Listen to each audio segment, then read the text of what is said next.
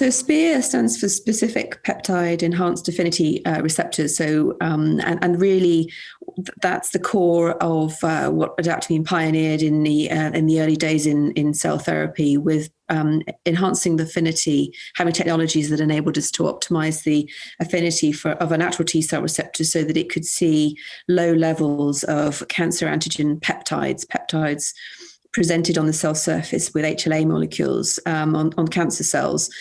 Because where those cancer targets were seen, they were often at very, very low levels, so that the natural T cells, if they did have receptors for them, and often receptors for cancer proteins self proteins are deleted early on in human development. So if they had the receptors at all, they were often very low affinity and really didn't enable the T cell to react. So the technology, the SPEAR T cell technology, is slightly increasing the natural affinity through protein engineering of the T cell receptor for a particular peptide in a particular HLA, and then putting that back into the T cells of any patient who has that target.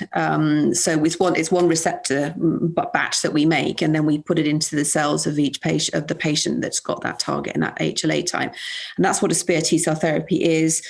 And we started out with NY-ESO, New York esophageal antigen, that stands for, as a well-known cancer testis antigen target, where we had the very first TCRs that we optimized were built towards that.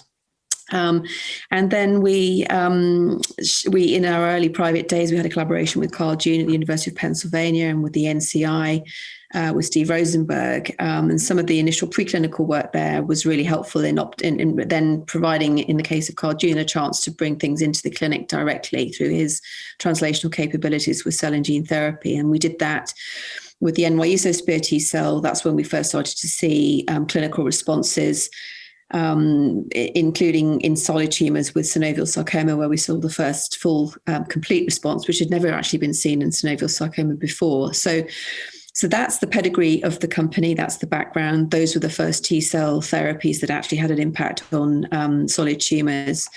As you sort of mentioned a moment ago, GSK was our first strategic partnership, which we signed in 2014, and they were interested to take an option on that NY-ESO program, as well as to have options on future targets. And when we have another targeted program preclinically, which is publicly disclosed, towards PRAME, which is another cancer testis antigen target that's expressed on a number of solid tumors, which is progressing preclinically at this point.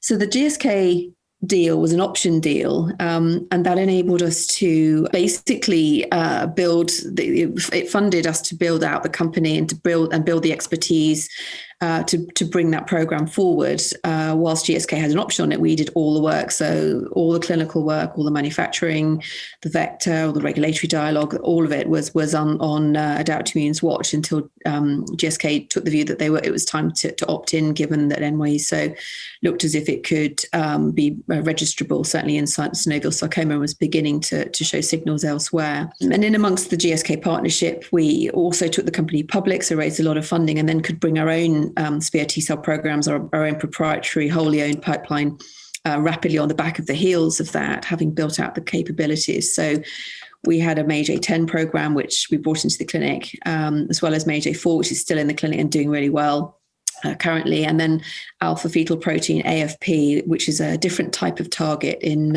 hepatocellular carcinoma principally. So there's another third program. And today it's really the AFP program that's sort of marching forward through in the expansion phase through up to 10 billion cells at that dose level. And MAGE-A4, we have two programs. One is, we've just completed a pilot program where we went through the same sort of dose escalation that is typically mandated by the FDA now to get up to a 5 to 10 billion dose. And that data was presented, the results of the pilot study was presented at ASCO this year.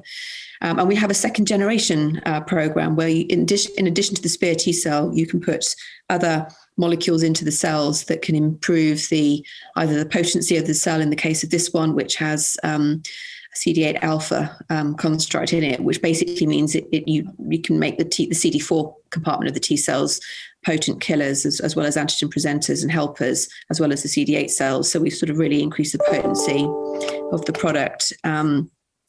or other molecules you can put in there, other second generation proteins that can improve trafficking of the cells or improve other inflammatory responses, cytokines, etc., in the host in the tumor microenvironment. So, second generation program is called CD8 alpha. It's the SURPASS trial that was also tracking forward, and that also showed some initial responses in other solid tumor types this year in MAGE-A4 expressing patients. So one was in head and neck. We've also seen a response in gastroesophageal junction cancer, 2 esophageal gastroesophageal patients, which gave us the momentum to start preparing to do a phase 2 trial in that indication where there are poor prognosis for later stage patients, and actually MAGE-A4 seems to be reasonably expressed.